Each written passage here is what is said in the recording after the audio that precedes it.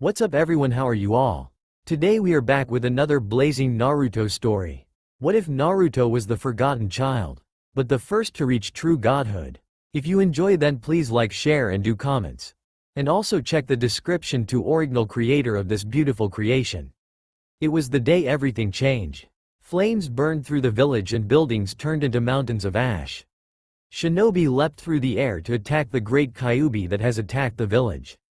Inside the village, behind the brave men and women still fighting the beast, were the people who could not fight. Parents ran with their children to the shelters as young genins checked the still-standing buildings for anyone who has yet to evacuate. Near the Hokage monument, etched with the faces of the Hokage, both old and new, the younger ninja gathered, waiting for their orders. Behind them stood the shell-shocked faces of civilians and the tear-stained faces of the children, watching their homes burn. In that group was none other than Naruto Uzumaki Namikaze himself. He was the eldest son of their village's beloved leader, the fourth Hokage. He was a small boy, only 5 years of age, dressed in toad-covered pajamas. His spiky, sun-kissed blonde hair drooped down to cover his tired, fright-filled sapphire eyes. In his hands he held his favorite toy, Gama-chan. It was a stuffed frog, about half the size of the boy, holding it with yellow strips on the sides, cutting through his light red hide. Currently, Naruto's thoughts went to his mother, who was giving birth to twins, and his father, who was probably fighting the giant fox by now.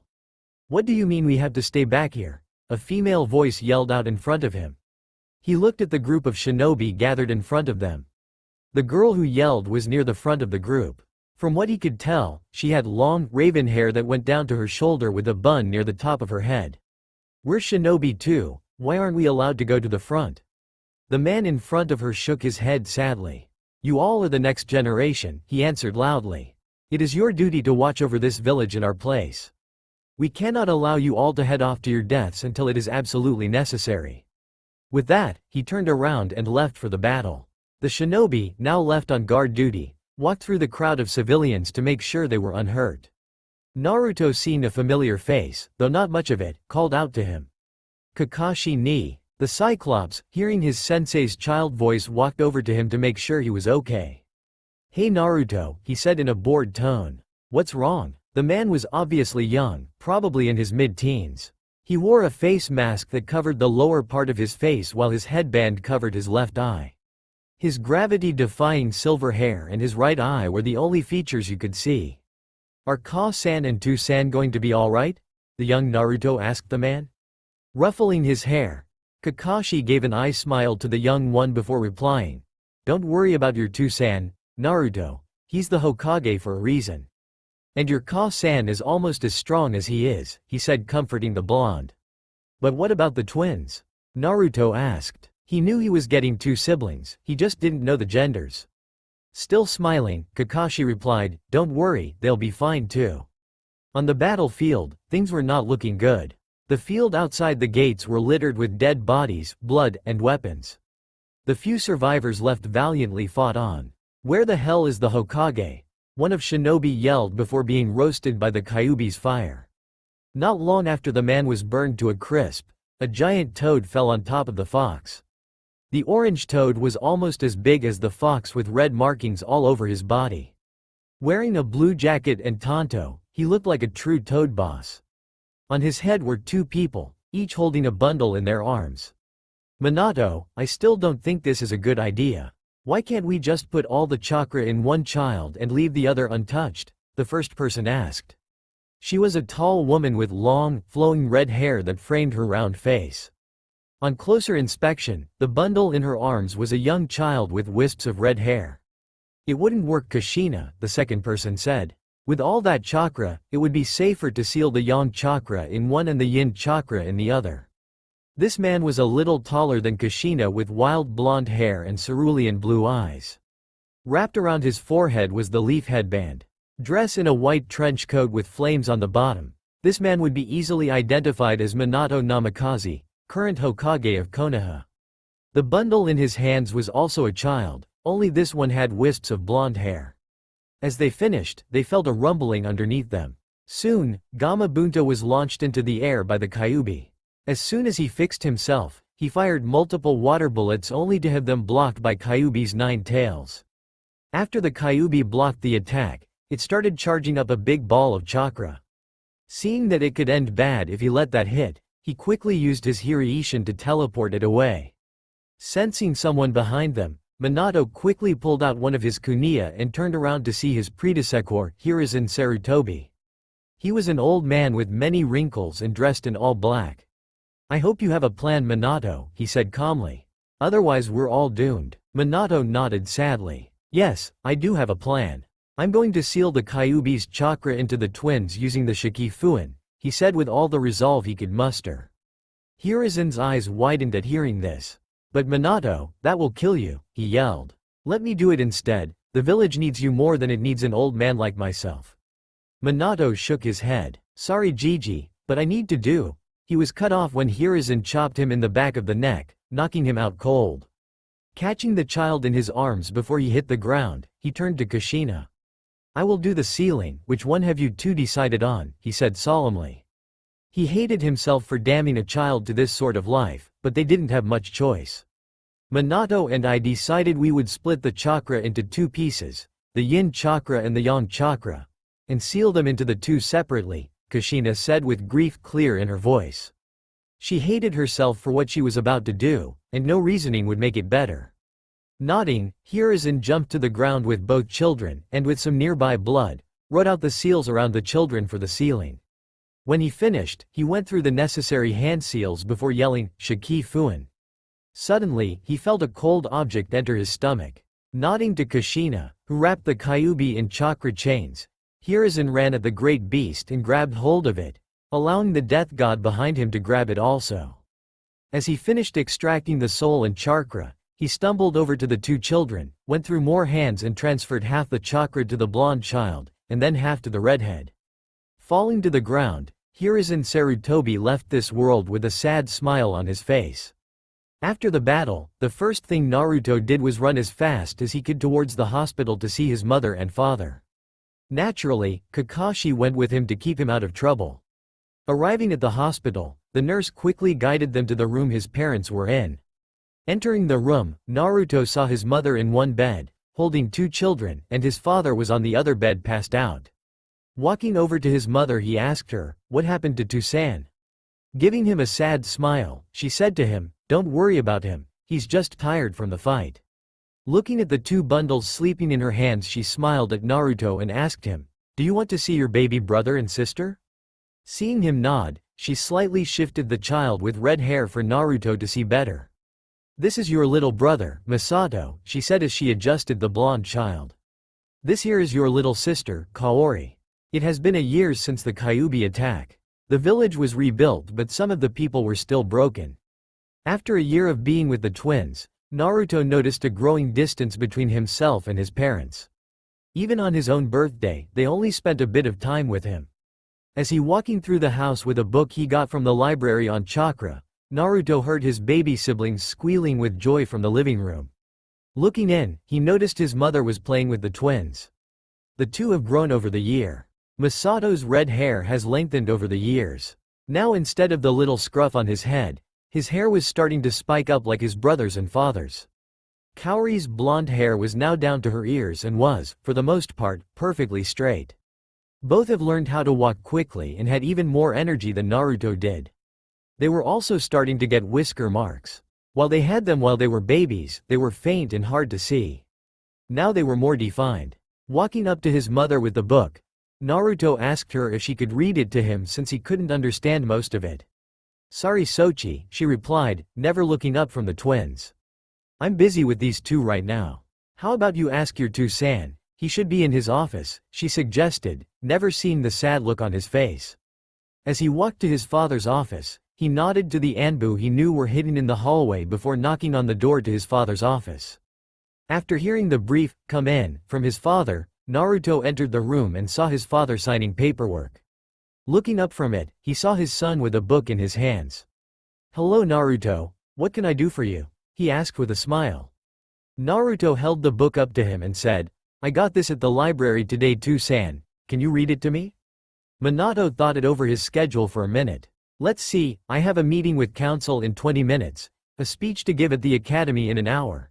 And I promised Kushi-chan I would watch over the twins once I was done so she could rest, he thought before sighing. Sorry Naruto, he said with an apologetic smile on his face. I have a full schedule today. Seeing the sad look on his face, Minato quickly added, maybe I'll read it to you tomorrow. Naruto gave a faked smile and left the office. Leaving the house, Naruto walked through the streets towards the nearby park. Finding an empty bench, Naruto took the book and started reading it, or at least he tried.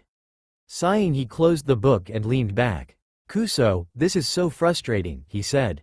Now don't let your mother hear you say that, a female voice said teasingly. Looking towards the source of the voice, he saw his mother's best friend Makoto Uchiha. In her arms was her 1-year-old child Sasuke, who was playing with her raven hair. Walking next to her was her middle child, Kazumi. Kazumi was tall for someone who was almost 5 years old, and her hair was almost as long as her mother's. With the same angelic face as her mother, but with her father's eyes, she would obviously be a beauty in the future. Oh, hi Makoto-san, Kazumi-chan, Naruto said smiling. He and Kazumi have been friends for the past year when they met at this very park a few weeks after the Kyuubi attack. Seeing the smile directed at her, Kazumi smiled warmly back. Taking a seat next to Naruto with Kazumi right next to her, Makoto picked up the book he was reading before smiling at him. So, you're planning on becoming a shinobi, Naruto? She asked him. Nodding his head, Naruto gave a giant smile before yelling out, that's right, I'm gonna be the greatest ninja there ever was. Makoto smiled at his dream while Kazumi gave a short laugh. What's so funny, Kazumi? He asked, glaring at her playfully. Oh nothing, she replied casually. Just that you'll have to settle for second best because I'm going to become the greatest ninja ever. Growling at her, Naruto shouted out, no, I'll be the greatest. Getting into his face, she shouted back, no, I'll be. Back and forth it went until Makoto slapped the back of Kazumi's head lightly, knocking her forehead against his, or at least that was her plan. Naruto and Kazumi froze, wide-eyed, at seeing that Makoto had knocked Kazumi's lips onto Naruto's so that they were kissing. Covering her mouth with her hand that wasn't holding Sasuke, Makoto giggled before saying in a slightly amused voice, oh my, aren't you too forward? She laughed as Sasuke stopped playing with Makoto's hair and looked at the two. Oh my, he repeated in his little kid voice, which just made things funnier for Makoto. Finally reviving enough brain cells to pull away from the blonde, Kazumi wiped her lips with her sleeve before glaring at Makoto. Ka-chan, she screamed at the woman. What was that? She yelled as baby Sasuke started clapping. Well, you two were yelling, so I figured that should have quieted you, Makoto said, still smiling at the two. Now get up here so I can read you two this book. Climbing onto the bench on either side, Makoto handed Sasuke to Kazumi and he resumed playing with his favorite thing, hair. Chakra is essential for even the most basic techniques, Makoto read from the book. It is the molding of physical energy and spiritual energy. Once molded, it can be channeled through the chakra pathways, which are much like your blood veins, to any of the 361 chakra points on the body. Any questions so far? She asked them. What's physical and spiritual energy? Naruto asked. Physical energy is present in every cell in your body. It's also helped by your physical strength. Spiritual energy is gained through experience and exercising the mind, Makoto answered. Is there any way to see chakra without a dojutsu? Kazumi asked. Makoto nodded. Some well-skilled sensors can see chakra by feeling it. Other than that, the only way is if it's an elemental just you they're using or someone is charging a lot of it, which in that case, you should run, Makoto answered. Now back to the book. After reading half the book to the two, she looked at the sky to see that the sun was going down. Well, you two, maybe we can continue this tomorrow, Makoto said to the children. Naruto got up and stretched his stiff muscles while Kazumi handed baby Sasuke, who had fallen asleep, back to their mother. As she did, she whispered something in Makoto's ear, who nodded. Hey Naruto-kun, Kazumi said to him. Would you like to come over to the compound for dinner tonight? Afterwards we can go train with Itachi-ne. Naruto thought it over before quickly nodding. I'll have to tell my parents though, he said as he headed home. I'll see you guys there, he called back as he left the park. Heading off to home with a smile on his face, Naruto thought of all the fun he, Kazumi, and Itachi could have. Walking inside, Naruto quickly smelled food cooking and headed towards the kitchen. Seeing his dad starting dinner while the twins sat at the table, Naruto walked up to his father. "Hey Tu-san," he started. "Can I go and have dinner with Kazumi-chan?"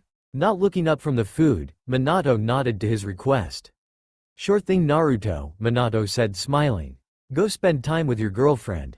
Remembering the kiss at the park, Naruto blushed a deep red before shouting out, "She's not my girlfriend." He shouted out. Minato frowned while rubbing his ear. "Not so loud Naruto, your Ka-chan is sleeping," he reprimanded Naruto. Naruto nodded before heading outside. "I'm heading to the Uchiha compound now Tu-san," Naruto said as he headed out the door. As he walked towards the Uchiha compound, that was on the other side of the village, many villagers smiled and nodded to him as he passed by. Walking past Ichiraku's ramen stand, his favorite spot in the village, Naruto saw a young girl with medium-length brown hair kept in place by a white bandana come out of the shop. "Naruto-kun," she called out, waving to him. Naruto waved back and headed over to the stand. "Hey Ayame-chan," Naruto replied once he got over. Inside the stand, a middle-aged man was cooking ramen. With his gray hair hidden under a white cap and a thin face with laugh lines around his mouth, the ramen chef looked like the nicest man ever. "Hey Naruto, are you here for some ramen?" Tucci asked him. Seeing the shake his head no, he looked at Naruto shocked. "You don't want any ramen?" he asked. "Sorry Tucci Gigi, I promised Kazumi-chan I would have dinner at the Uchiha compound," Naruto explained, rubbing the back of his head sheepishly. Tucci laughed at hearing this. "Alright Naruto," Tucci said with a smile. "Now go on and have dinner with your girlfriend," he said, laughing again at Naruto's blush. Turning around and heading out, Naruto yelled out, "She's not my girlfriend." Before heading for the Uchiha compound. Getting back to work on the ramen, Tucci noticed the pout on his daughter's face. "Ah, is my little Ayame jealous of Kazumi?" he asked her teasingly. Seeing her glare at him, he gave another laugh before going to work. Arriving at the Uchiha compound, Naruto walked through the streets until he reached the main house. Knocking on the door, it was soon opened by Kazumi. "Hey Naruto-kun," she said excitedly. "I'm glad you could make it." Bringing him inside, Naruto took in the scenery of the house. It was a traditional Japanese home with sliding paper doors and an open-air porch. Following Kazumi, they soon arrived at the dining room. Sitting at the head of the low table sat Fugaku Uchiha, the head of the Uchiha clan. To his left sat his son Itachi and Makoto was on Fugaku's right. In a baby chair next to Makoto was baby Sasuke, already playing with his meal. As Kazumi took a seat opposite her father, Naruto nodded his head to Fugaku. "Thank you for allowing me over," Naruto said politely. Fugaku shook his head with a small smile. "Don't worry about it, my door is always open to my daughter's boyfriend," he said smiling. Taking a seat between Itachi and Kazumi, Naruto pinched the bridge of his nose and gave a small smile. "You're the third person to say that to me now," Naruto said.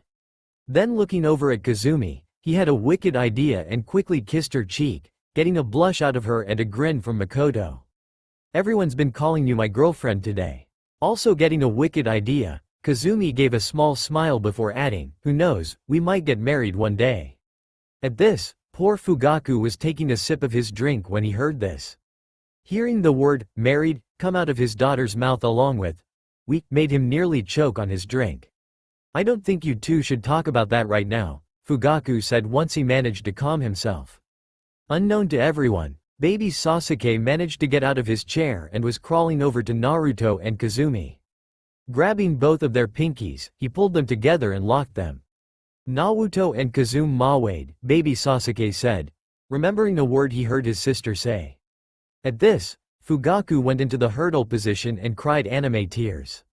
"Why do they grow up so fast?" he mumbled to himself. Makoto, on the other hand, smiled at the action of her youngest. "Now you two," she began, pointing at Naruto and Kazumi with a playful glare. "I'm too young to be called Ba-chan, understand? No funny business," she stated jokingly. Deciding to end the joking, Itachi picked up Sasuke and brought him over to his chair. This time, Makoto kept an even closer eye on him to make sure he didn't get into trouble. "Well everyone," Makoto said to the group. Time to eat. When they finished eating, Naruto, Itachi, and Kazumi walked through the Uchiha district. Though the sun was set, the roads were well alight, so they didn't have a problem. After walking in relative silence, Naruto decided to start a conversation. "So Itachi, are you gonna join the academy?" Naruto asked. Seeing him nod, Naruto stopped and gave him a thumbs up. "Then let's hope that we will be on the same team," Naruto said. Giving a small smirk, Itachi nodded his head. "Yes, let us hope," he said before finishing. "After all, the world's greatest ninja will need strong comrades." Smirking back, Naruto took a step forwards and looked him in the eye. "Yay, I am gonna need strong comrades if I'm gonna be world's greatest," Naruto said confidently. Taking a step forwards and also looking him in the eye, Itachi's smirk grew as he said, "I didn't mean you Dobi, I meant I would be the greatest."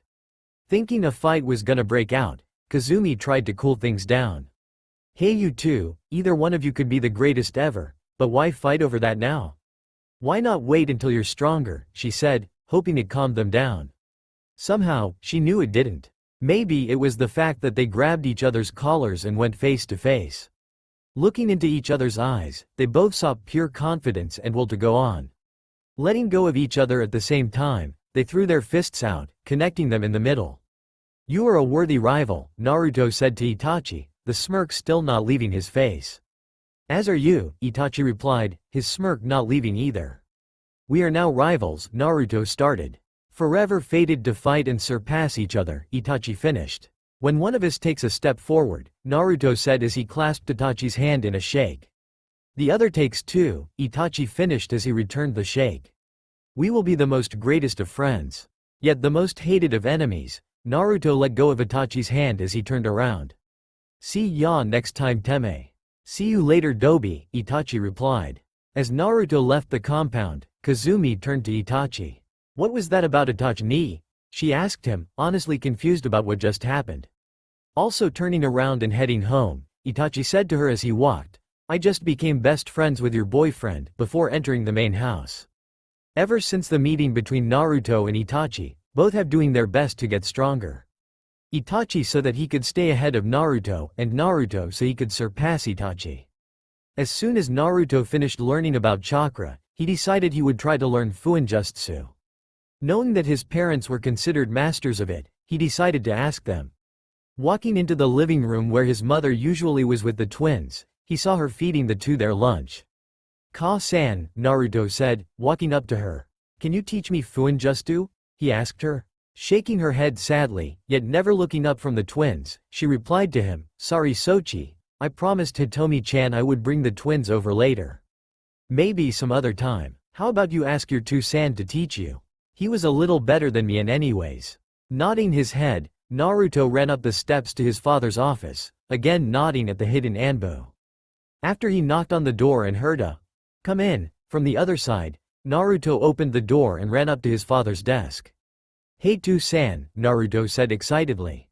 "Can you teach me Fuinjutsu?" Never looking up from the documents he was signing, he sighed before replying. "Sorry Naruto, I got a tight schedule today," he replied before reaching into one of his desk drawers and pulling out a large scroll. "Here," Minato said as he handed the scroll over. "That's a scroll on basic sealing." Taking the scroll with a nod, Naruto quickly left the house and headed towards the Uchiha compound. Walking up to the main house, he knocked on the door. When Makoto opened it and saw Naruto standing in front of the door, she smiled warmly at him. "Hello Naruto, are you here to see Kazumi?" she asked, already knowing the answer. "Yep," he said excitedly as he held up the scroll. "I got a scroll on sealing from two-san and wanted to practice with Kazumi." Nodding her head, she pointed out towards the woods behind the compound. "She went back there to the clan's training site with Itachi," she answered. Seeing him nod and run off, she smiled and went back to playing with Sasuke. Arriving at the training ground of the Uchiha clan, Naruto quickly saw Itachi teaching Kazumi hand signs for a just you. Running out of the trees, he yelled out, "Hey Kazumi-chan, look what I got."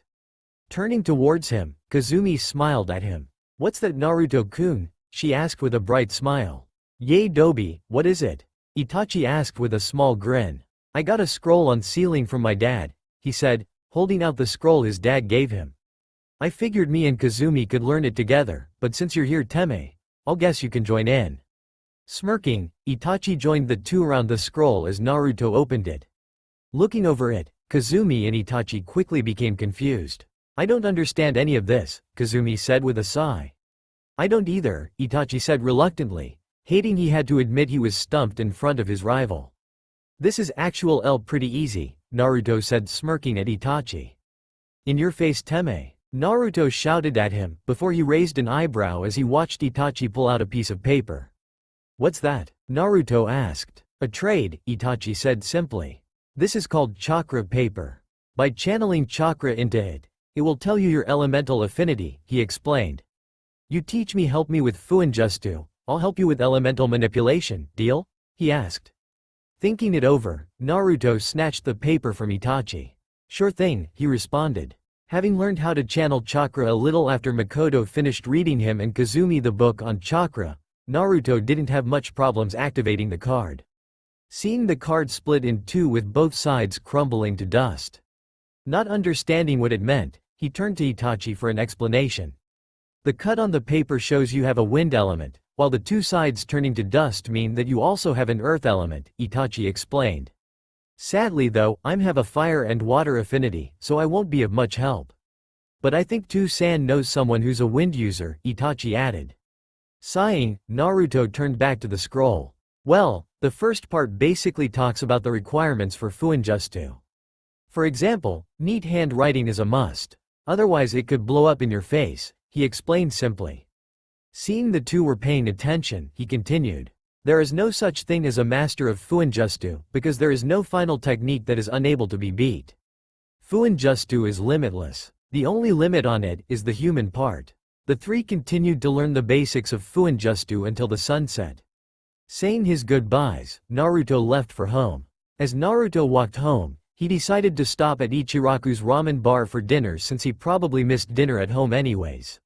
Walking in, he noticed Tucci look up from the stove he was using to cook.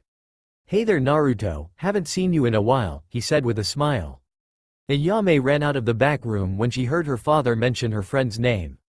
"Hey Naruto-kun," she said happily as she sat next to him. "Why haven't you come to visit me as often as you used to?"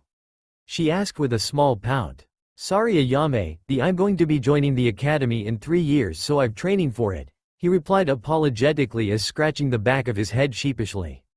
"So, what have you been up to?" "Oh nothing much," she replied with a small smile. "Tu-san has been teaching me how to cook ramen, though I'm not allowed to cook it yet." "That's awesome Ayame-chan," Naruto yelled enthusiastically. "Who knows, maybe you'll be even better than Tucci Gigi." Tucci, who was currently cooking ramen for the blonde, looked up and gave a short laugh. "Believe me boy, she's 50 years too young to outcook me," he said with a smile. "Though maybe she'll come close one day," he added. "Just you wait Tu-san, I'll show how awesome I'll be." Ayame called out. Naruto just sat in his stool with a small smile as he watched the two. Soon his ramen was ready and he quickly ate it. Saying his goodbyes, he quickly headed home for the night. With just the two of them there, Ayame turned towards her father. "Tu-san, do you think I can become a shinobi?" she asked suddenly. Tucci stiffened slightly at her question but quickly relaxed. "If you set your mind to it, I'm sure you can," he said with a sad smile. Later that night, Tucci walked into his room after a long day of working. Walking over to the small closet, he pulled out a box he hasn't opened in years. Opening it up, he pulled out a picture frame. Inside was a picture of 3 young boys with a middle-aged man. The man had long white hair that framed the side of his tanned face and had red lines going vertically across his eyes. The boy closest to the man had sun-kissed hair and sparkling blue eyes. The boy in the middle of 3 had black hair that was pulled into a ponytail and with bangs that framed his pale face. Finally was the boy on far left. He was a tanned child with gray hair cut very short. As Tucci looked at the picture, a tear rolled down his cheek. That was him back in his genin days. Him, Minato and Hisoka with their Jonin sensei Jiraiya. Pulling out his old Chunin flask jacket and headband as well, he looked over the 3 objects he never thought he would see again. "Who knows, maybe she won't be as unlucky as me," he said with a sad smile. Flashback. Naruto decided to stop at Ichiraku's ramen after a tough day of training. Walking into the stand, Naruto quickly noticed Ayame wasn't there like usual. "Hey Tuchi Gigi, where's Ayame?" Naruto asked him as Tuchi cooked the ramen. Tuchi looked up from the ramen and was about to answer when Ayame stepped in. "Hey Tu-san, I'm back," she said to him. She wore a light brown tracksuit that clung loosely to her body, allowing free movements. Instead of the regular white bandana she used to hold her hair in place, she wore a tan skull cap with to hold it in place. With sweat glistening on her brow, she headed into the back room to head upstairs. She decided to become a shinobi, Tuchi explained to Naruto as he went back to his cooking. "Can you promise me something, Naruto?" Tuchi asked, never looking up from the stove. "If Ayame graduates from the academy and you two are on the same team, please look after her," he finished with sadness in his voice. "Don't worry Tuchi, I'll look after her," Naruto replied with confidence in his voice. "As long as I'm on her squad, I'll make sure she's fine." Giving a sad smile, Tuchi placed one of the finished ramens in front of Naruto. "Then this one is on the house," he said, getting back to the rest. End flashback. Walking up to her, Naruto decided to invite her to join him. "Hey Ayame-chan, want to join me and the others for training?" he asked when he got to her. "Are you sure? I'm not really that great," she said as she rubbed the back of her head sheepishly. "I might hold you guys back." "Don't worry about it Ayame-chan," Naruto said as he grabbed her hand and started dragging her towards the training grounds they used. "You'll be just fine." Are you sure?" she asked with a small blush, a stutter at him holding her hand. "I'm sure," Naruto stated as he continued dragging her along. "You know I can walk, right?" she asked after a while. "Yep," he said as he continued to drag her. Arriving at the training ground, Naruto and Ayame saw Kazumi and Itachi setting up the target launcher while Makoto held Sasuke as he watched. Sasuke has grown over the 2 years, and his raven hair started to spike in the back.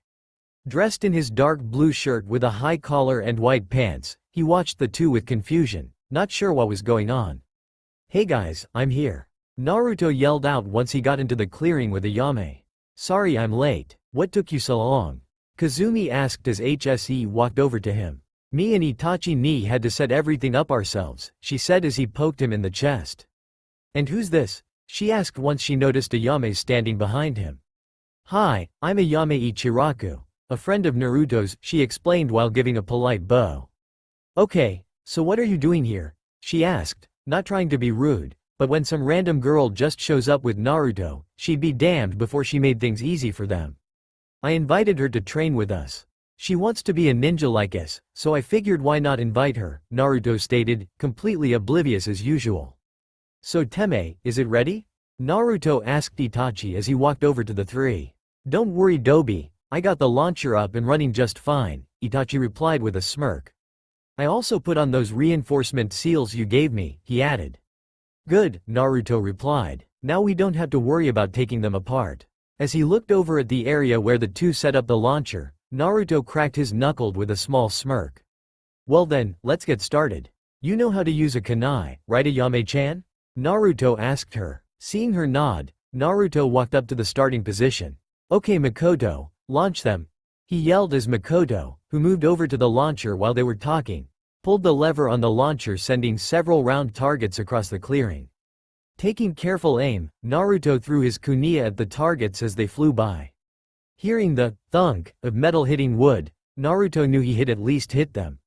As they landed, he ran over to the fallen targets and examined them. "All hit," he yelled back. 2 bullseyes out of 7, another 4 close, but the last hit the side. As Naruto walked back with his targets, Itachi stepped towards the starting spot. "Watch how it's done Dobi," Itachi said as he readied his kunai. "Ready when you are Ka-chan," he called out.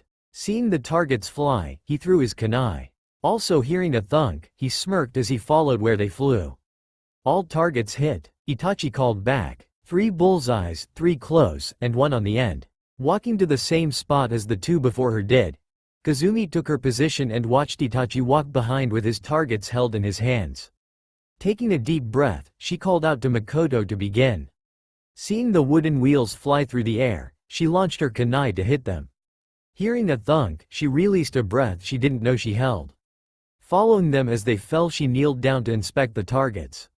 5 hits of 7, she called back. 1 had 3 kunai in it. 3 bullseyes, 3 barely missing, 1 on the side, she said loudly as HSE walked back and Ayame stepped up.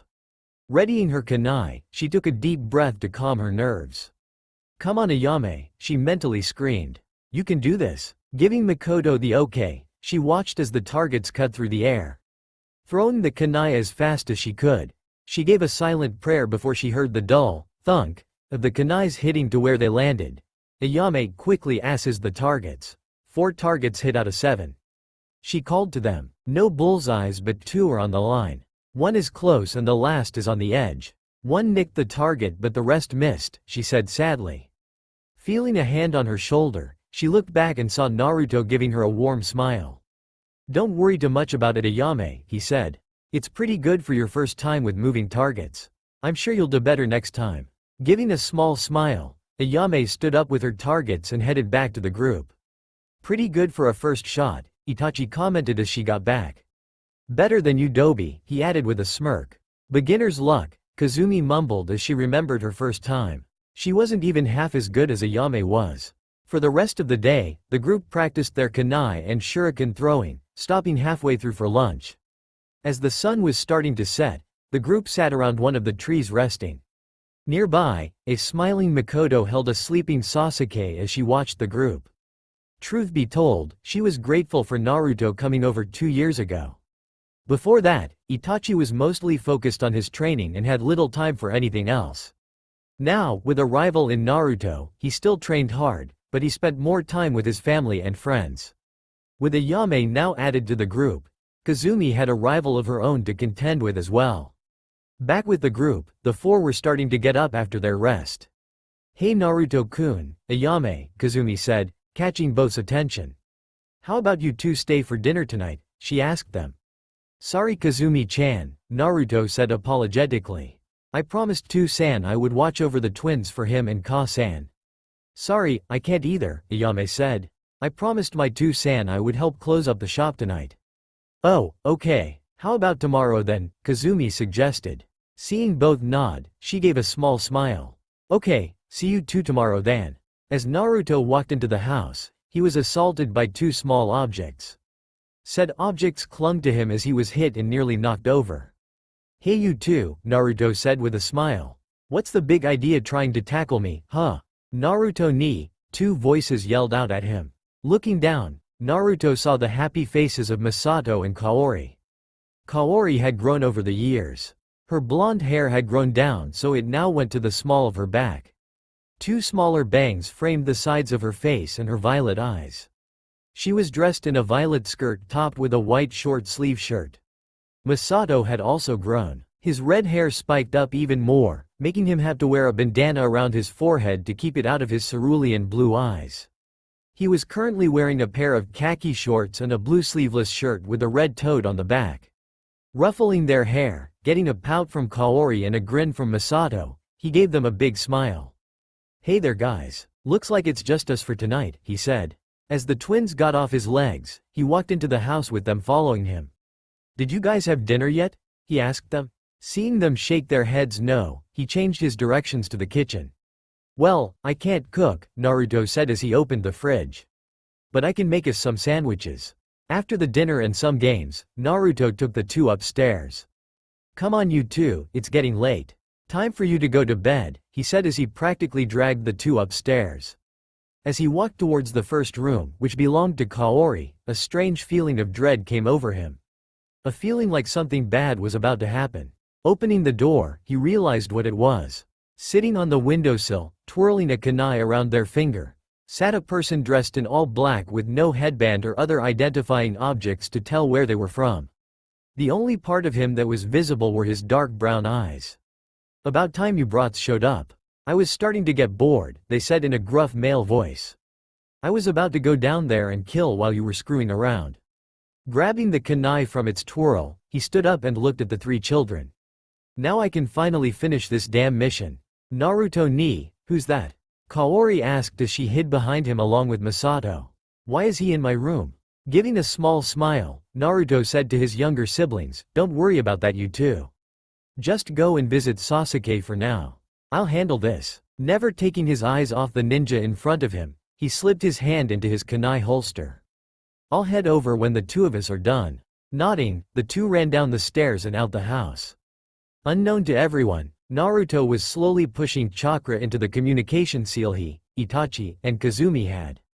Uchiha District. Itachi and Kazumi sat stunned as they heard what was happening through their seals. As Itachi's and Kazumi's eyes met, determination and worry were displayed accordingly. "What are we going to do, Itachi ni?" Kazumi asked frantically. "Two-san's at work and Ka-chan's out shopping. How are we going to help?" As Kazumi was freaking out at the thought of losing her friend and, though she wouldn't admit it to anyone, crush, Itachi was calm and had already thought through the problem. "Kazumi, go to Two-san and tell him what happened." "I'll go help Naruto," Itachi said as he headed towards the door. "Remember Kazumi, the two of us may be able to hold out for a bit, but we won't be able to hold out for long. Be sure to hurry," he said and left the house in a dead sprint. Meanwhile, Kazumi was heading towards the military police station to get Fugaku. Please be there, she repeated over and over again as she ran.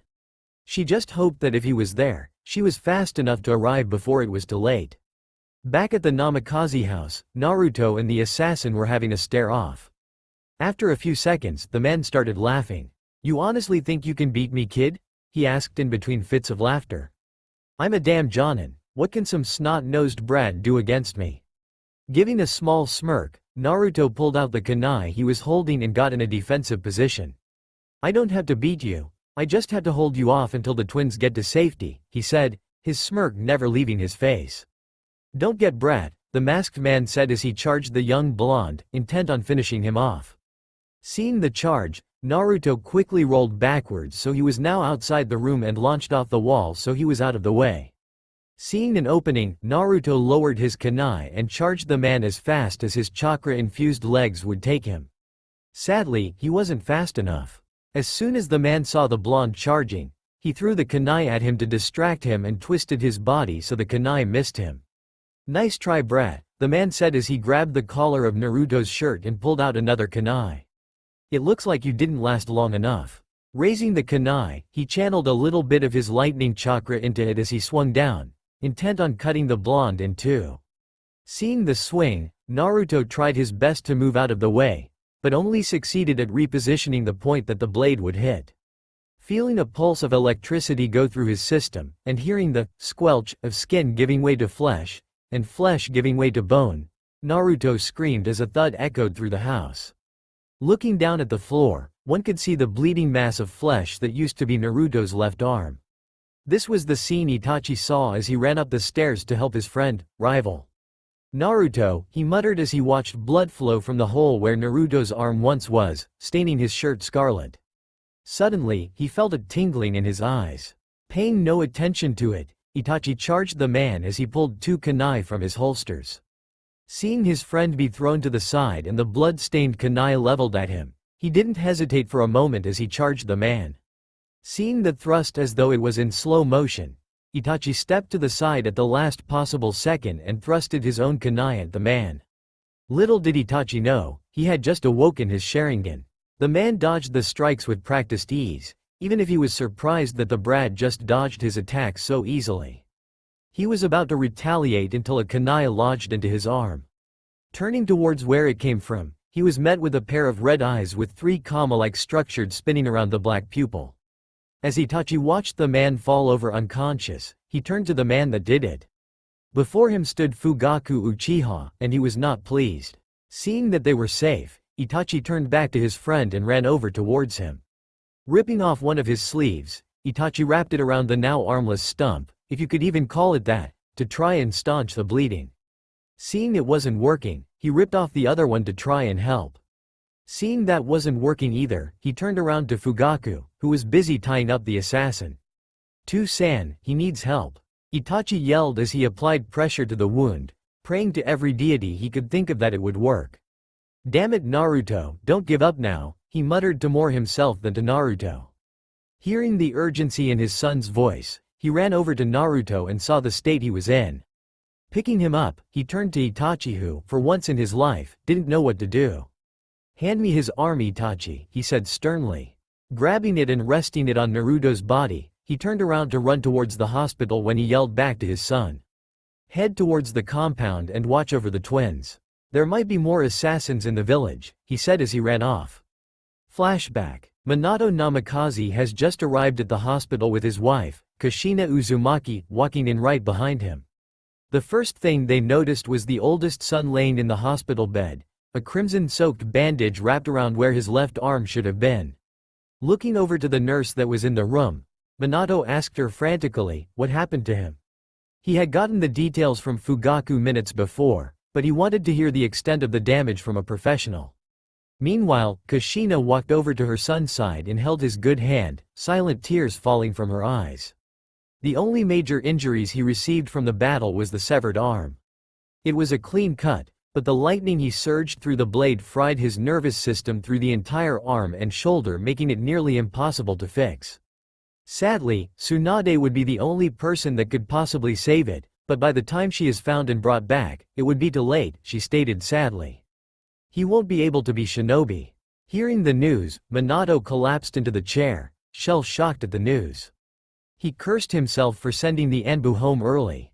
He hated himself for leaving his kids home all alone. He thought it would be fine, that they would be safe.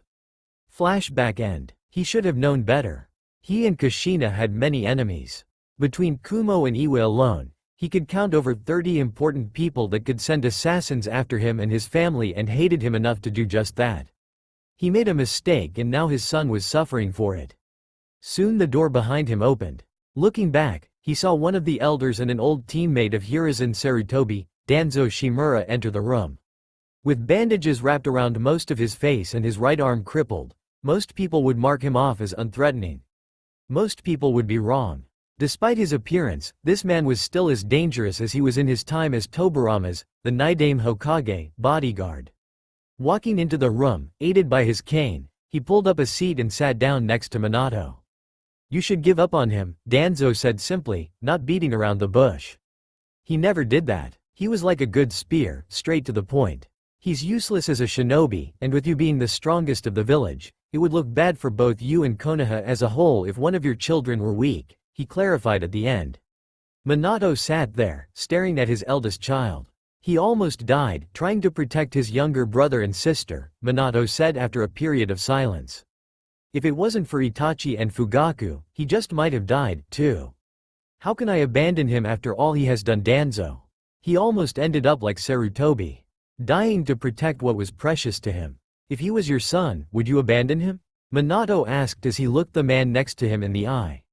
Without a second of hesitation, Danzo nodded his head in affirmative. If I was in your position, I would. I would hide him away from the world, or maybe cut all ties with him altogether. I would make sure the other villages didn't learn of this. The strongest shinobi of the so-called strongest nation, siring a weak, crippled child would make us seem weak. Add to the fact that the strongest kunoichi in our village is the mother would make it even worse, he said as he stood up and walked through the door before he stopped. Never looking over his shoulder, he added, they will also see him as an easy way to get to you, and left. Thinking over what Danzo said, Minato had to admit, though he hated himself for it, that he had some valid points. Some of the other four great nations would take this as a sign of weakness and capitalize on it, and he would bet his hat and robes that all of them would try and take him out to hurt him. Placing a hand on his eldest's hand and giving it a tight squeeze, he whispered, I'm sorry son, and walked out the room. As he closed the door, he stood there, hands in his pockets, and sighed. It's not nice to eavesdrop, Fugaku, Minato said, never turning towards the man leaning against wall next to Naruto's room, arms crossed over his chest and a steely look in his eyes. I didn't try to, I came to check up on Naruto for the kids, and to tell you that the T&I department isn't getting shit from the assassin. We looked through every bingo book and haven't found a trace of him. Inochi even looked inside his mind and found it wiped, blank, empty. Almost as if he was a doll or a puppet and was being controlled the whole time. He said, never leaving his spot on the wall.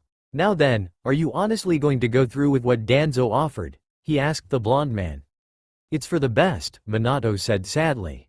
It's to protect both him and, he never got to finish because he was quickly slammed against the wall by Fugaku. In less than a second, 5 sword blades were held at his heart, throat, temple, spine and stomach by the Anbu guarding Minato. With a signal from Minato, they pulled back their blades but kept them ready since Fugaku still hasn't let go of Minato's collar. Don't you dare call abandoning him the best thing you can do. If that is true, then you might as well do the same to the twins, he said, letting go of Minato and heading towards the door to Naruto's room. Before he opened the door though, he looked back at Minato one last time. If abandoning your child is the best you can do when they need you the most, then what kind of parent are you? He asked as he walked into the room. Uchiha District. 2 days later, Kasumi quickly shot out of her house and down the street towards the district's exit.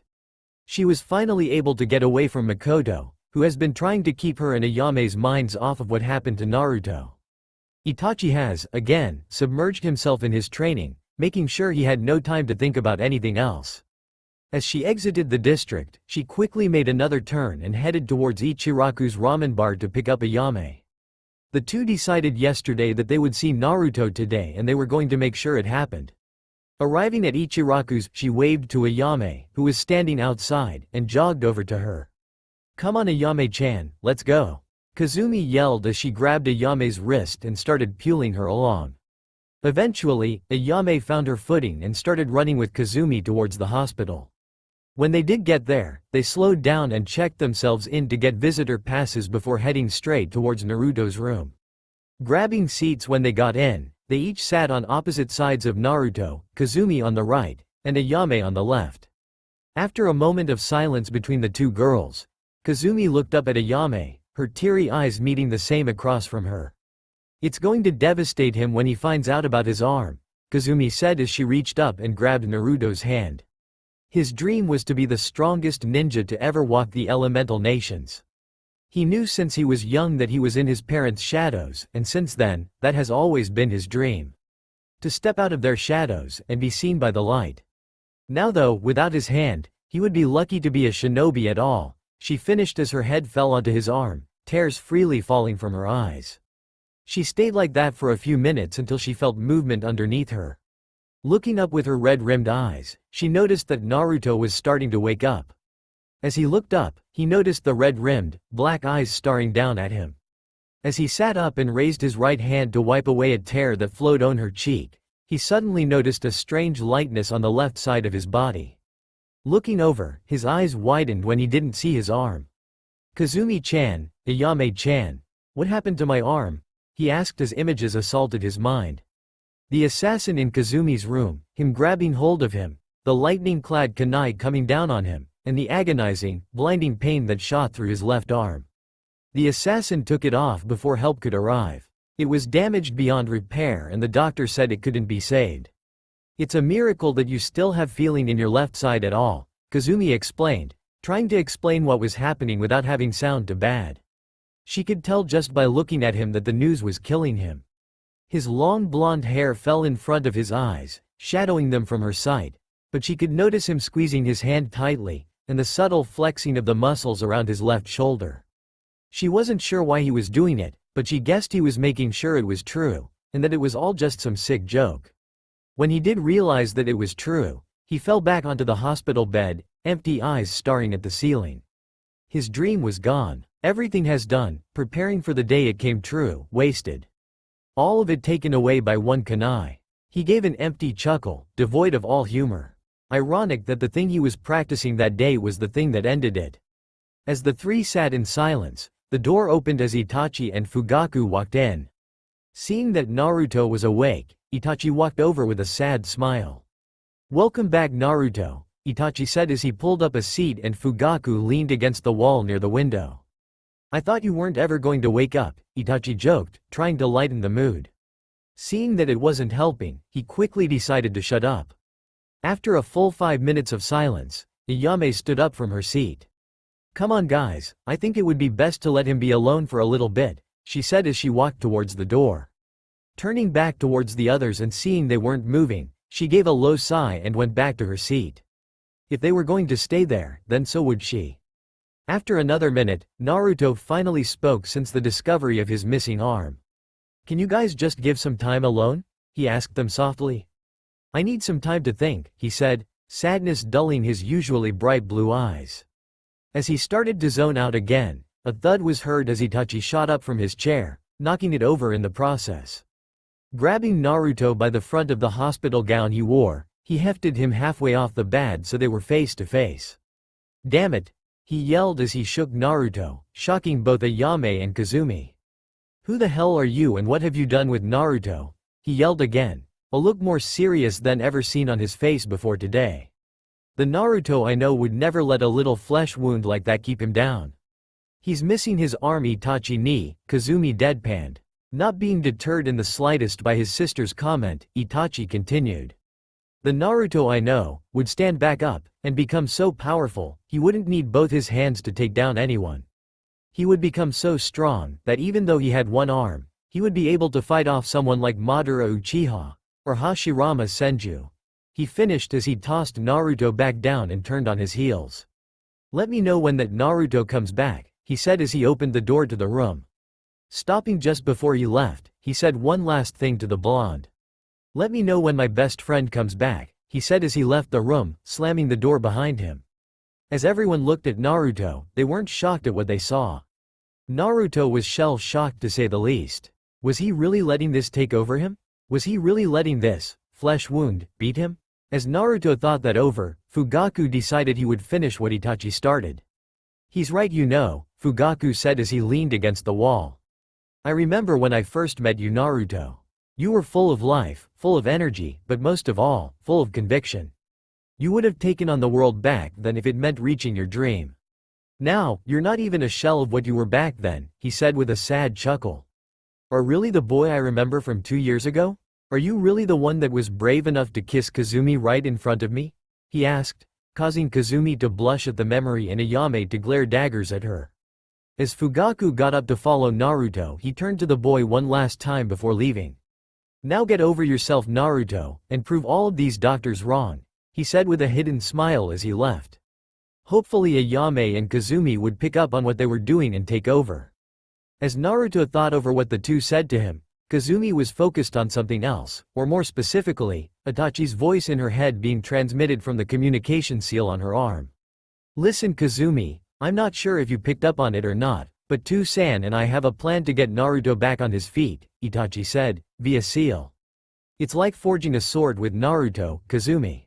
I melted him down, Tu-san shaped him, now I need you to cool him down, harden his resolve, and find a way to let Ayame know what she has to do," Itachi said as he cut the connection. Giving a sigh, Kazumi turned towards Naruto. Seeing that the emptiness in his eyes was gone, Kazumi was beginning to think the plan could work. "They're right, you know," Kazumi said to him, getting his attention. "I still remember the first time I met you, Naruto," Kazumi said as she remembered the past. Flashback. It was a few months after the Kyuubi attack, and the village was still recovering from the destruction. As a 4-year-old Kazumi walked down the road next to her mother Makoto, who was carrying a baby Sasuke, she saw a mop of golden blonde hair out of the corner of her eye. As she turned, she saw a young boy, probably as old as her big brother Itachi, sitting on a bench next to the nearby park. His sapphire blue eyes were staring at the Hokage monument behind her and a small smile was etched onto his face. She decided she wanted to meet him. Running over towards the boy, she jumped onto the spot next to him. "Hi, I'm Kazumi Uchiha," she said as she smiled brightly at him. "What's your name?" "I'm Naruto Uzumaki Namikaze," he said as he returned the smile. "Nice to meet you, Kazumi. What are you doing out here all alone?" she asked, generally curious. He didn't look like an orphan, so she assumed he must have one of his parents nearby. "My Tu-san is working right now and Ka-san was taking my little brother and sister over to the Nara compound," he explained. "And right now, I'm trying to memorize the faces of the people who I'll get stronger than," he added as he jumped up.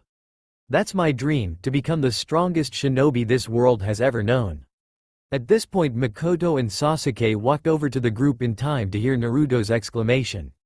Hearing his dream, Kazumi couldn't help but giggle slightly. "You sure do aim big, don't you?" she said as she smiled at him. Holding out her hand, she gave a beaming smile to him. "Let's be friends, Naruto," she said to him. Naruto smiled back and shook her hand. "Yeah, let's," he said. Suddenly, baby Sasuke leaned out of Makoto's arms and put his little hand on top while gurgling happily. Flashback end. "What happened to that person?" she asked him. "What happened to the boy that swore he would be the stronger than every face on that mountain?" she half yelled as she pointed towards the Hokage monument, clearly visible. What happened to that boy, that wanted to leave the shadows of the yellow flash and the red-hot habanero? She asked as she turned to leave. Stopping at the door and turning back for a moment, she saw Naruto's head held down and Ayame watching her leave. Seeing her chance, she traced on the wall with her finger, "Your turn," 3 times to be sure she understood. Seeing the nod, Kazumi walked out the door and left. Letting loose a sigh, Ayame stood up, kneeled on the bed, and quickly maneuvered Naruto so his head was now resting her lap.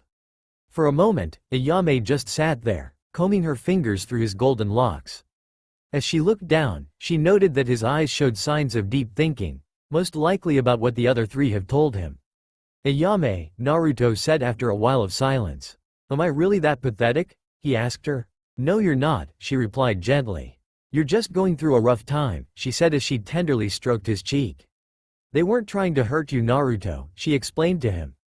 "They were trying to help you back onto your feet, to help you out of this rough patch. Those 3 just aren't as good with words as they could be," she said with a small smile. "Yay, those 3 are pretty blunt, aren't they?" he added with a small smile of her own. "Like you can talk," she said giving a small laugh. "You're not exactly Mr. Elegance yourself." The 2 shared a laugh at Ayame's comment. Little did they know, though, Itachi, Kazumi and Fugaku sat outside the doorway, also laughing with them. Naruto sat in his hospital bed, staring at the wall, his eyes brimming with determination and a hint of anger. Just remembering what happened yesterday left a bitter taste in his mouth. Looking over towards the door, he remembered what happened to get him like this. Flashback. Naruto was lying in the hospital bed, thinking over everything that the 4 told him earlier. Ayame had left him about 20 minutes ago, giving him some time to himself for the first time since he has woken up. As he sat there, thinking things over, he heard the door to his room open. Looking over and seeing who it was, he quickly grew a small smile. "Heitu-san," Naruto greeted him with a smile as he walked in. "How are things in the village?" he asked, noticing he wasn't sitting down, but chalking it up to him not being able to be here long because of work. Minato stood there, looking at his son, looking back at him with his bright blue eyes and a small smile on his face. Minato gathered his resolve for what he was going to say. He was preparing himself to see the smile leave his son's face, and his eyes go dull. "Naruto," he said sternly, catching his attention. "How could you let that man beat you in your own village?" he asked accusingly. "How could embarrass not only yourself, but Konoha as well by losing to him? To make matters worse, he crippled you permanently," he said, seeing the smile fade from Naruto's face. "You are weak, pathetic, and, at this instant, no longer a Namikaze." Without waiting for a reply, Minato turned and walked out of the room, never seeing the single tear roll down Naruto's face. Flashback end. Naruto almost burst into tears at what his father, no, what Minato, said to him. But as he felt that lone tear fall, he swore he wouldn't shed another tear because of that man. The only question that truly plagued his mind was why his parents would abandon him. Sure, his relationship with his parents wasn't perfect before, whose was, but they always showed love to him. Now, they just threw him to the street to fend for himself. But he would survive. No, he would thrive. He wouldn't give up. That would just be letting that man live. He would become stronger than Minato and Kushina ever were, and then he would become 3 times stronger. He looked down at the stump of his left arm. First he would have to fix that. He focused all of his chakra into the stump, hoping to force a regeneration, but all he got was a flash of blue light, a slightly singed hospital gown, and a killer migraine. Well, that didn't work, he mumbled to himself as he tried to shake off the migraine. Note to self, forcing out all my chakra is not a good idea, Naruto thought dejectedly. As he sat there resting, Fugaku burst through the door with a letter in his hand. "I have good news, Naruto," Fugaku said as he took a seat next to the crippled blonde. "A friend of mine has just reopened his shop. He's an expert engineer and his wife is one of their country's leading scientists. They actually found a way to make a prosthetic limb that could function like an ordinary arm," he said, getting a hopeful look from the boy. "Bad news is that they live in Yuki no Kuni," he added, slightly cringing when the hope deflated from the boy. "Don't worry though," he added. "I may still be on active duty and won't be able to take you, but Makoto isn't. She can take you and the kids out to fix it up. So I'll be able to get my arm fixed?" Naruto asked, hoping he understood right. Seeing Fugaku nod, Naruto jumped out of the bed happily. Awesome, he yelled. I can be a shinobi again. As he shot out of bed into the closet to get his clothes, he turned back to Fugaku. So when do we leave? He asked. As soon as you get admitted from here, Fugaku said, standing up to leave. And from the looks of things, it won't be too long. I'll head home and tell the others about what's happening. Oh, and before I forget, don't tell Minato about where you're going. If he finds out, he will try to stop all of you, Fugaku added before he left the room, a warning look adorning his face. As the door closed, Naruto quickly threw on his clothes, which was easier said than done considering he was a limb short, and bolted out the door and towards the bottom floor. As he hit ground level, he realized something he should have previously known. He would have to stop home to get his stuff. Sure, he didn't really care what that bastard Minato thought about him stopping by, but he didn't want Misato and Kaori to see the two fight. Sighing in resignation, another problem crossed his mind. Where would he stay? He was sure that Kazumi and Itachi would offer him a room at their home, and he was sure Fugaku and Makoto would agree, but he didn't want to intrude on them. Ayame and Tucci would probably insist he stay with them, but again, he didn't want to intrude on them. Also, where would he get money? He had only saved up a few hundred ryo, so he couldn't exactly buy enough food to feed himself for long, and he definitely wouldn't be able to afford an apartment. Deciding to get things over with, Naruto headed towards what he once called home. As the house came into view, Naruto started getting an uneasy feeling in his gut. Not as bad as when he was attacked, but it was still noticeable. Walking up the front steps, Naruto raped his knuckles across the oak door. Hearing the sound of soft footsteps, he realized it was Kushina who was going to answer. Opening the door to see who it was, Kushina was shocked to see her eldest son standing on the front patio with an even look stuck to his face. Sochi, what are you doing out of the hospital already? She asked, genuinely concerned about her son's well-being. I signed myself out and came to get my stuff, Naruto answered evenly. Get your stuff? Kushina asked, confused. Why would you need to get your stuff? Didn't Minato tell you? I'm kicked out, Naruto replied as he walked past he and towards the steps. The twins aren't here, are they? He asked as he stopped at the bottom step. Not getting a reply, he looked back and saw Kushina standing stock still in the doorway. Shrugging his shoulders, Naruto walked up the steps towards his old room. Meanwhile, Kushina was standing in the doorway, shocked over what she just heard. Minato kicked Naruto out? Why would he do that? Their son just got his arm removed from his body and his shinobi career was ruined before it even began. He wouldn't just throw his son to the curb, would he? Meanwhile, Naruto was busy sealing all his stuff into storage scrolls. His futon, pillow, blankets, books, money, and anything else of importance. Finally, taking his final scroll, he snuck into his father's office, knowing he was at a meeting and the only Anbu in the area were patrolling the perimeter of the house. Walking over to the 6-inch solid steel safe door locked only with a blood seal, Naruto ripped the skin from his right thumb with his teeth and wiped it over the seal. Seeing it being absorbed, and the door unlocking, Naruto mentally screamed in success as he peered into the room. Looking around, there were hundreds of scrolls on seals that Minato and Kushina made, but only 2 just you scrolls. Walking over, he grabbed the first one and opened it up. On the top read, Rasengan. Placing the scroll on the floor and pulling out his extra scroll, brush, and ink cartridge, Naruto copied it down as fast as he could. Finishing 15 minutes later, Naruto placed the scroll back where it belonged and pocketed his belonging and left, resealing the door behind him. As Naruto left the room and headed downstairs, he heard talking in the living room. Actually, it was more like one person talking. The other was yelling, "What do you mean you threw him out?" Kushina yelled as loudly as she could. He just had his arm cut off defending the twins and you want to throw him to the street. I know it's not the best idea, Kushi-chan, but it's better than the alternative, Minato said defensively. Oh yay, and what was the alternative? Naruto asked, deciding to make himself known. What are you doing here? Minato asked him. I thought I told you not to come here. I came to get my stuff, Naruto said, lifting the bag up so he can see. Now, what were you talking about abandoning me being better than the alternative? Get out of my house, Minato said, trying to end the conversation. Fine, I'd rather not have the twins see us fighting anyways, Naruto said as he headed towards the door. Oh, and by the way Minato, don't screw up with them, too, Naruto remarked as he walked out the door, his bag slung over his right shoulder. As he closed the door, he could hear Kushina ripping back into Minato about abandoning Naruto. Sitting in a park underneath the shade of a sakura tree, he watched the children running around, enjoying themselves as their parents sat nearby, watching with small smiles etched upon their faces at seeing the children enjoy themselves. He used to be like that, enjoying just playing around, not a care in the world. Then, he decided he would be the strongest of the strong.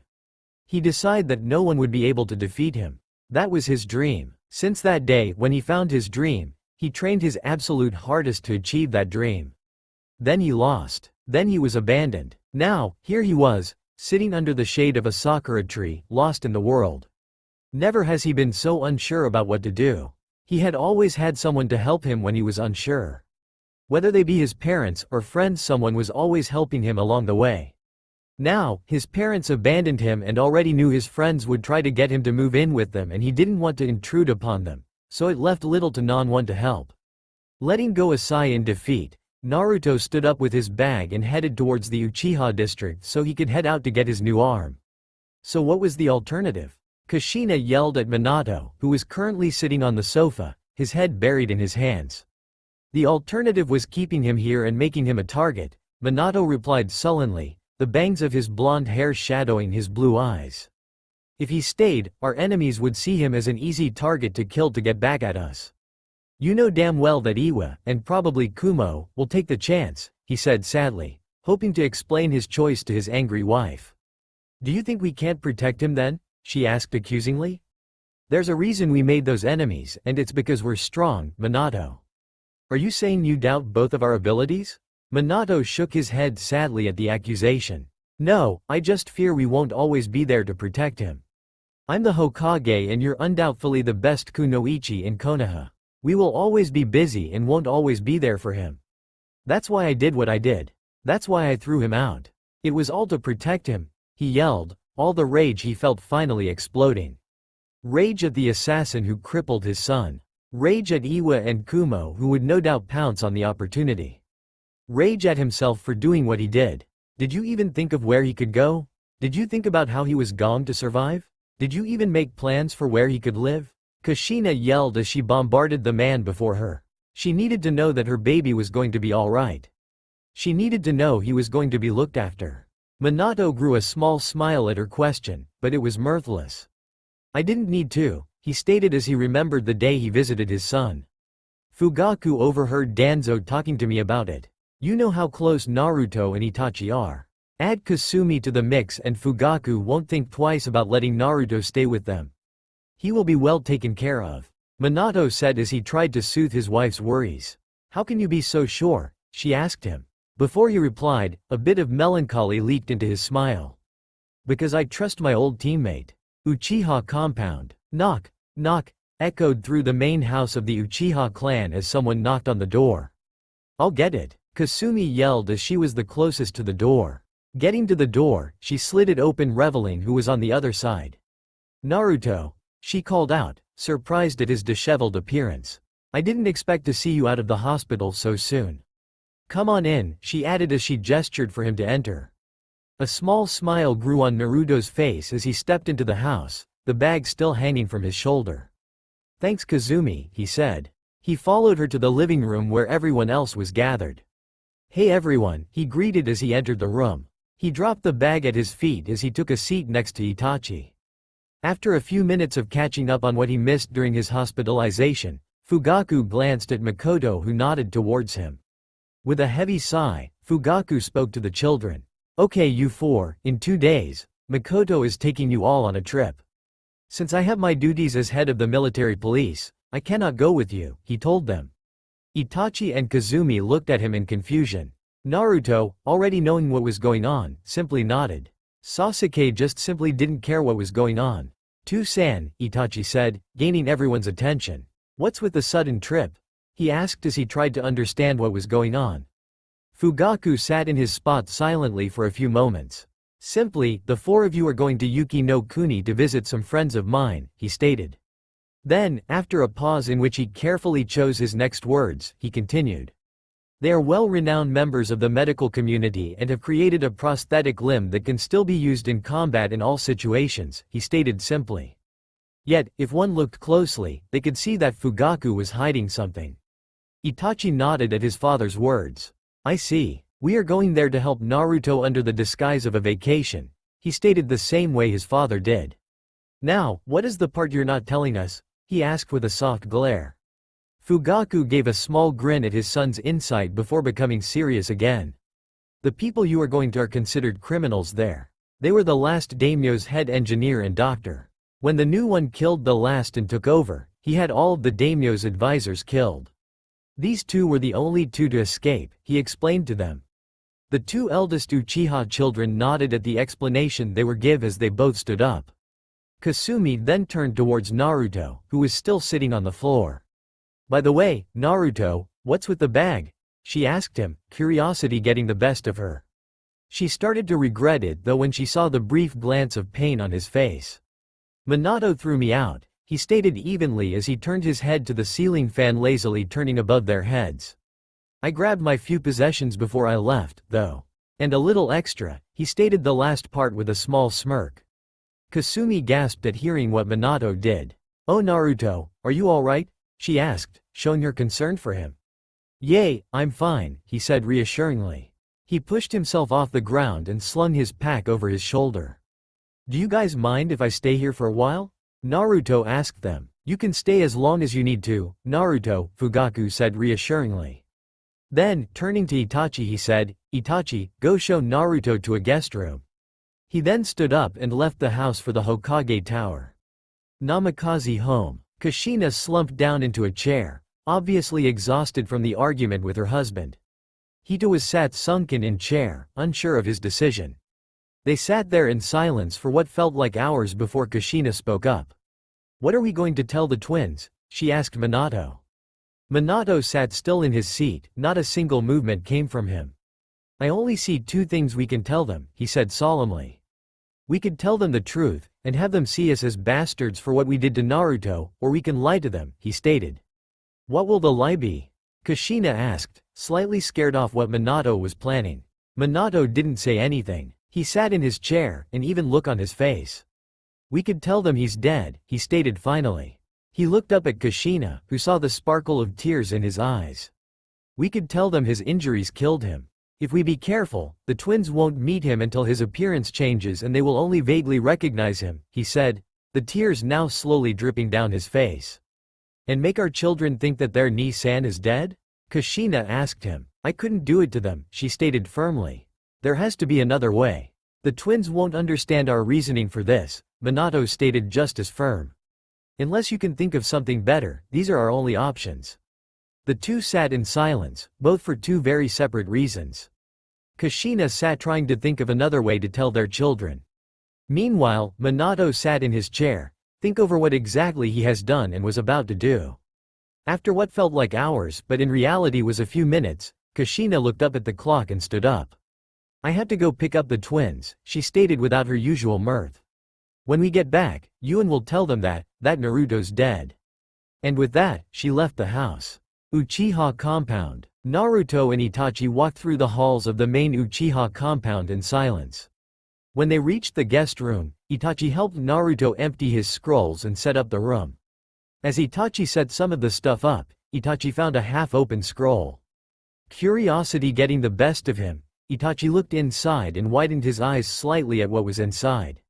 So this was the extra, Itachi stated as he tossed the Rasengan scroll over to Naruto. You know you're screwed if they see you that you have it. Naruto caught the scroll with a grin and placed it in one of the scrolls. They won't find out. It's not the real scroll, so the actual one is still in the vault. This is only a copy, he stated, obliviously pleased with his work. It was hard with only one hand, but at least it's readable. Itachi gave a small smile as the two finished packing everything. You know you have to let me read that scroll sometime, right? Itachi stated as they finished up. Naruto sat on the bed while Itachi lounged in a chair. I plan to let you, Kazumi-chan, and Ayame-chan read it, Naruto stated as he fell backwards on the bed. He stared at the solid wood ceiling and intensely watched the pictures that seemed to dance across the grains. He saw a rippled eye, a moon filled by something that somewhat resembled the Sharingan, and a great spiraling beam. He smiled slightly at the last one. He could almost picture himself launching it. He sighed and momentarily forgot about it when he noticed Itachi was talking. Maybe we can make it better, Itachi pondered.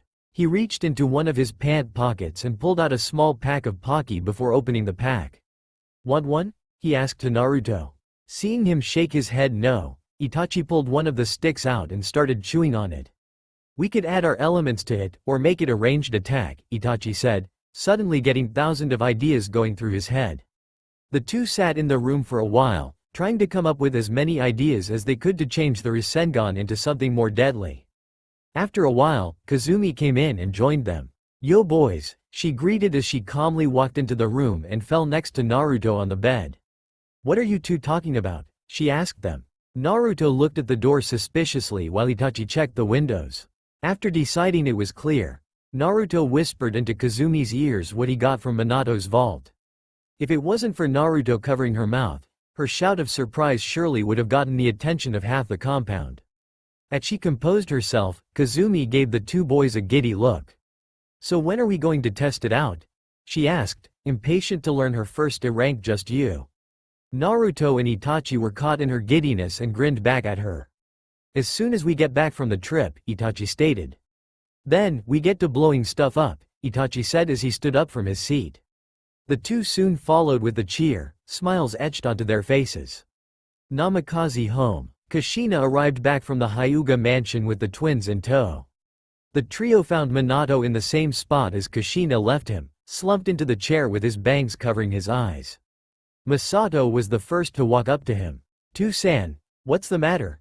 he asked, his cerulean eyes showing worry. Kaori was right behind him, worry also showing in her violet eyes. Minato sat in his chair before standing up and turning to his two youngest. He dropped down to his knees and scooped up the two in a big hug. The two hugged him back as they felt the tears run from his eyes. "I'm sorry, you two," he said to them. "I'm so sorry." He kept repeating those 3 words to the twins before he was able to calm himself. "Kaori, Masato," he began as he pulled the two away from his just enough to look them in the eye. "I don't know how to tell you two this, but we got bad news from the hospital. Naruto's injuries were to sever, and they weren't able to save him." He saw the tears starting to form in their eyes, but he steeled his nerves and continued on. "Naruto's dead." 5 days later, on the road, Naruto, Itachi and Kazumi walked along the snow-laced dirt roads with Mikoto walking a bit in front of them, carrying Sasuke in her arms as they went. The group had passed into Tetsu no Kuni a day ago and were currently bundled up against the chill. Itachi was wearing a long, thick, leather trench coat that was closed around most of his body, hiding everything except for the bottom of his boots and thin-looking gloves. The collar of the jacket reached up to cover some of his face, but left enough so he could see in his peripherals. Naruto was dressed in a dark orange jacket with a black trim along the sleeves along as a pair of thick, black, woolen pants. His boots were fur-lined to help keep his feet warm and a partially thick glove covered his one hand. His usually tanned face was a bit red from the slight cold. Kazumi was currently trying to keep the cold out with a thick, white jacket. Around her legs was a pair of equally white thick pants and, surprisingly, gray, fur-lined boots. Her mittens were a light brown color with red swirls that resembled the color of her face currently. Mikoto, being used to extreme weather from her time as a shinobi, wore a slightly thicker than usual robe. She was using her fire chakra to keep her warm. Sasuke, on the other hand, could hardly be classified as human at this point. He was wrapped up in so many different coats, scarves, and blankets that he resembled a big, squirming pile of cloth than a human child. From the glimpses of his face the 3 others were able to see, he was wishing he could just light the entire bundle on fire. The group was about half a day away from the city that they would catch their boat at. From there, they would head directly to Yuki no Kuni. Things had been going good recently. No bandits harassed them, no bad storms slowed them down, and they didn't get lost.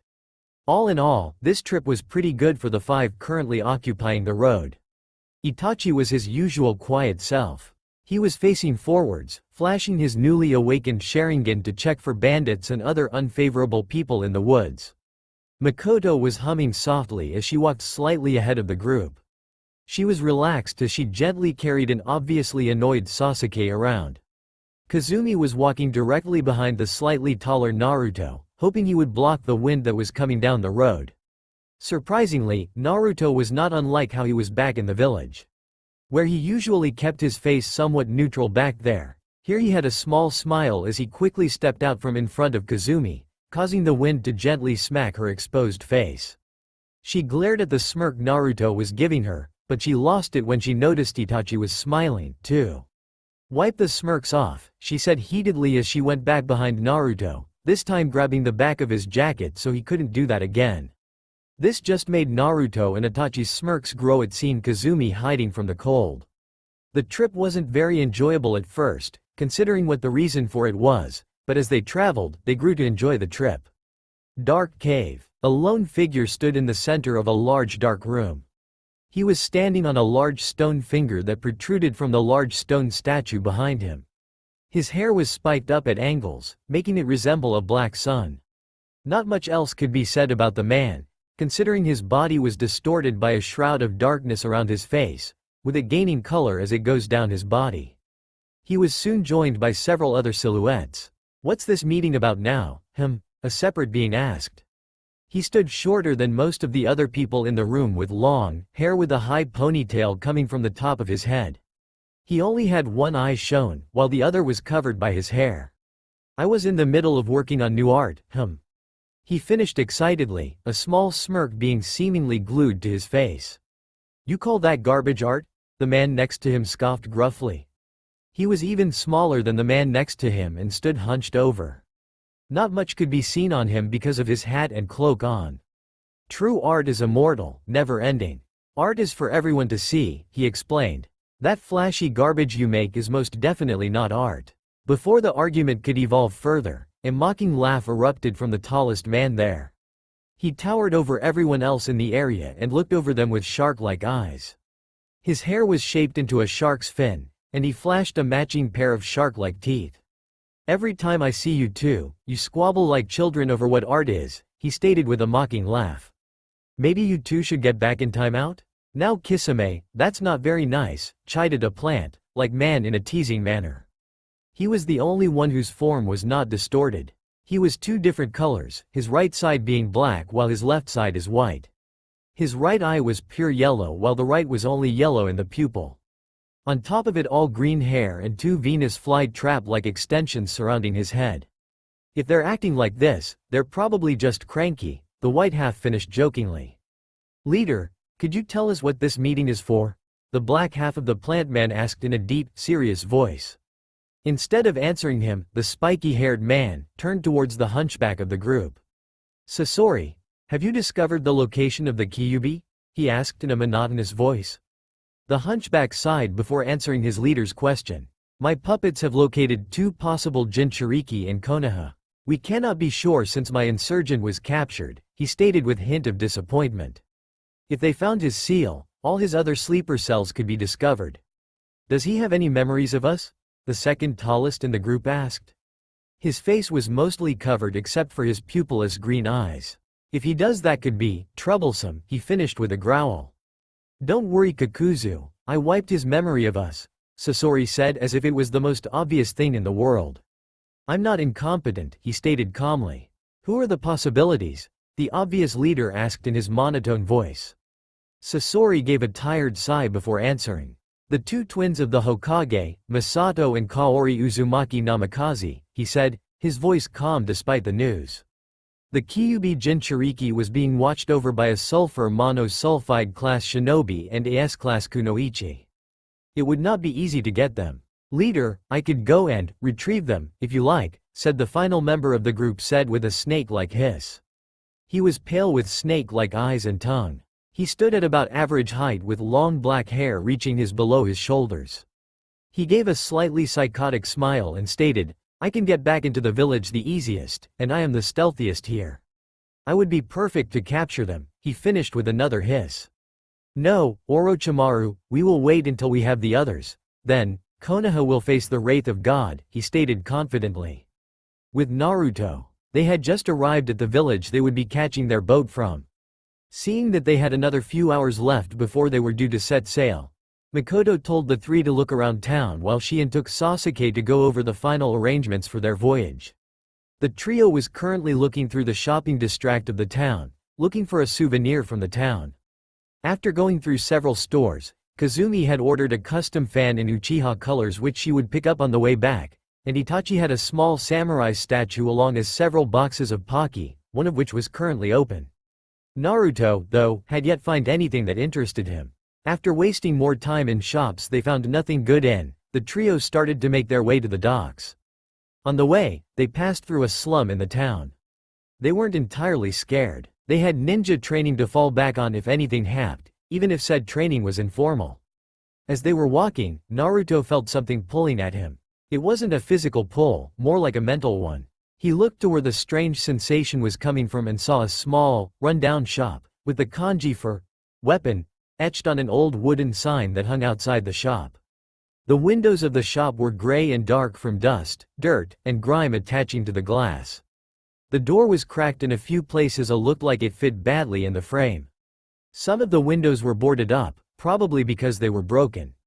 As he was observing the shop, a hammer was thrown through one of the few intact windows left. Not long after, it was followed by a large man who ripped out the rest of the glass and crashed into the building across the street. The door was soon kicked open and an old man, probably somewhere between 80 and 90 with white hair that only covered a small part of his head. He was short, probably about 5 feet 2 and was dressed in a blacksmith's apron, black leather pants, and thick leather gloves that stopped just below his shoulders. He wore no shirt, showing that despite his age, he was well muscled. His skin was tanned and wrinkled, probably from the heat of a forge. Violet eyes glared at the man across the street from their spots sunken into his face. 2 long trails of hair formed a mustache underneath a nose that looked like it had been broken well over a dozen times, and a few recently. In one hand, he tossed another hammer in his hand, and the other held a long, freshly forged knife. "If I ever see you around here again, ya rat bastard, y'are gonna get more than a few hits from me. Ya hear?" he shouted accusingly at the now shaking giant of a man. The man nodded quickly and ran off, trying to keep pressure of his obviously broken right leg. The old man, for good measure probably, threw his hammer at his left leg. The man fell over as it connected with a meaty thud. Giving a bark of laughter, the old man walked back in and slammed the door behind him. Meanwhile the trio stood where they were, shell-shocked over what just happened. Naruto, finally getting tired of the strange feeling, started walking over towards the door. Itachi and Kazumi looked at each other, shrugged, and followed the blonde. As they got there and Naruto reached for the door, a hand reached out and grabbed his wrist.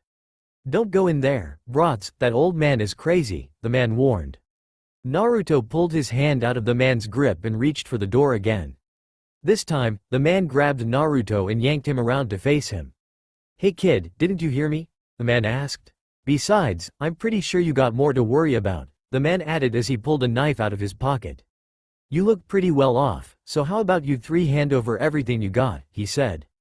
It wasn't a request, it was a demand. Naruto looked behind him and saw that Itachi also had a knife at his back, and Kazumi was held in a headlock with a knife held at her temple. Several more men, all dressed in ratty clothes, stood around them, weapons ranging from old pipes to beat-up swords. Naruto's and Itachi's eyes met for but a moment, and they both prepared to retaliate. That is until someone saved them. Or something. The man that was threatening Naruto was hit by another hammer flying out of the shop, this time through a boarded-up window. It took him clean in the jaw, taking him across the dirt road and into a few of his buddied. The men were shocked at what just happened, that they were unprepared for what happened next. Kazumi, deciding to help herself out, stomped on the inside of the man's foot, making his yelp in pain and slacken his grip just enough for her to escape and strike him in the nose. Itachi followed suit and twisted out of the man's grip, disarmed him, and slammed the handle of the blade into the man's temple. Naruto, not wanting to be outdone, grabbed a very convenient brick and broke it over another man's head, grabbed the 2 separate pieces, and hurled them at another 2 would-be muggers. The rest, seeing what happened to their comrades, scattered into the wind to escape the ass-whopping they were receiving. Seeing that they were all gone, Naruto turned back to the door, and opened it to see what was inside. To say he was shocked, would be like saying the sun is cold. The inside was the exact opposite of the inside. Inside were rows upon rows of freshly sharpened and polished swords, some hanging on racks, others resting on a personal racks.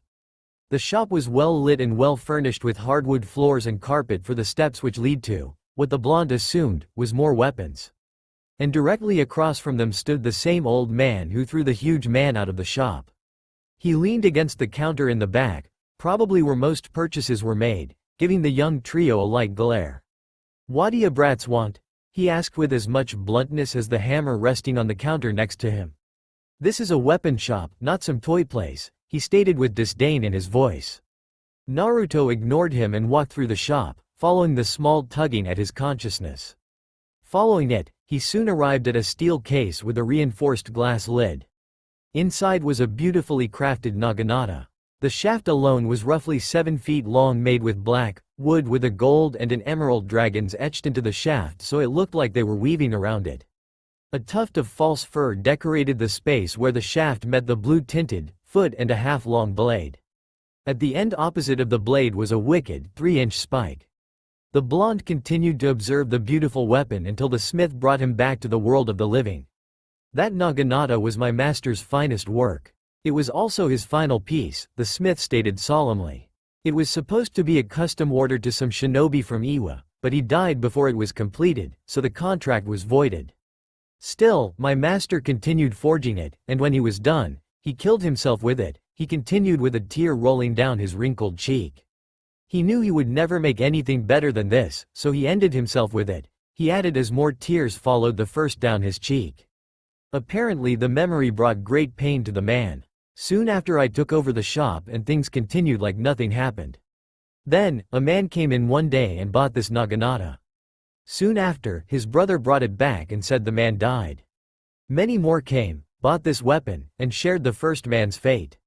After that, I named it the Kuro Oni," the man said as he finished the story. "Why did you tell me this?" Naruto asked the man, his confusion evident in his voice. Usually, shop owners tried to get people to buy things, not the opposite. Naruto looked around him and noticed that Itachi and Kazumi had spread out around the shop to see if anything piqued their interests. The old man gave a bark of laughter at the question. "Why y'all ask?" "Well, y'all were drawn to it, weren't y'all?" the man asked rhetorically. "Every person, whether it be a man or woman, child or elder, who bought this blade, found it by chance. Y'all came right to it," he stated with a small smile. "I told you this story so you know the risks this blade carries with it." Naruto looked from the old man and back to the sealed weapon. "Open it," he ordered with conviction. He would test this cursed blade himself. The elderly man's smirk grew wider as he pulled a key out of one of the pockets in his apron. Opening it, he gently pulled the naginata out with both hands and offered it to the blonde boy. He took it from him and with a look that showed his determination, found a clear area in the shop, and tossed it, spinning, into the air over his head. The blade flew up, scratching the high ceiling and came down on the blonde. The blade of the naginata sliced through his hair, spun over, and sunk all 3 inches of the spike into floor, not even an inch from his right foot. Itachi and Kazumi, who had come to what was happening, were shell-shocked at what they just saw. They knew Naruto was crazy, but he wasn't suicidal. The old man on the other hand was laughing like he was mad.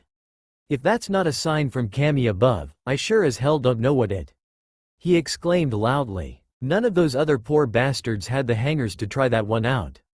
Naruto reached behind him and grasped the naginata by the shaft and yanked it out of the floor. After he gave it a few practice spins, he turned back to the still laughing old man. "So old man, how much for it?" he asked. The old man's laughter soon died down, yet his smile remained plastered to his face. "First, tell me, y'all are from a ninja village, aren't y'all?" he asked with mirth. Seeing the shocked look on Kazumi's face, the concealed surprise on Itachi's, and the raised eyebrow from Naruto, the old man let loose another laugh. "I could tell you were from the way you 3 handled yourself out there," he said, jerking a thumb to the recently opened window. "The only question is, are y'all from one of the big ones, or are y'all part of one of those little fellas?" he asked. Seeing them nod, he gave a silent nod. "In that case, do me a favor, and it's free." "What's the favor?" Itachi asked suspiciously. "Leave it to him to be Mr. Paranoia. It's simple," the old man promised. "My granddaughter is learning how to forge. Yet I can tell already she is gonna be even better than I ever was. A smith with her talent deserves better clientele than she can get here. So, if you take her to whatever big village you are from, then old Kuro Oni is yours, he said, a bit pleadingly. Naruto thought it over a bit before holding the naginata out to the old man. Sorry old-timer, but I can't accept that deal just yet, he said regretfully. Seeing the disappointed look in his eyes, the blonde quickly amended himself. The choice on whether or not she can tag along depends on his Ka-chan, he stated, nodding back towards Itachi. Since we're going to stop here on the way back home, I'll talk to her about, and see if she accepts. Our ships will probably leave in a few minutes, so we can't accept or decline the deal right now, he added regretfully. Well, hopefully, we get a yes next time, he said with a small smile. By the way, name's Kenshin Michi, he added. Itachi Uchiha, Itachi said as he headed for the exit. Kazumi Uchiha, she stated her name proudly as she followed her big brother.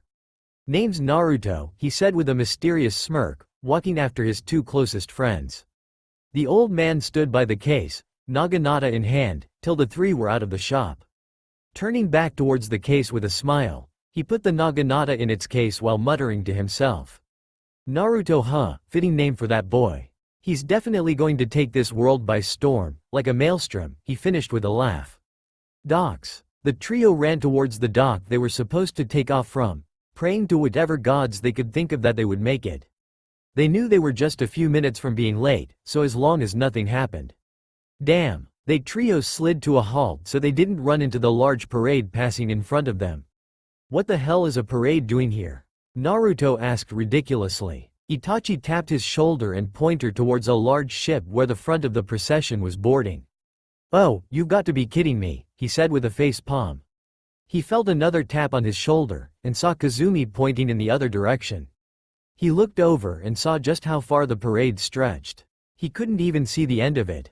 Well, we're screwed, Itachi so elegantly put it. He pulled out another piece of Pocky, started eating it while Kazumi walked over to a bench and sat down in it, getting comfortable for the wait.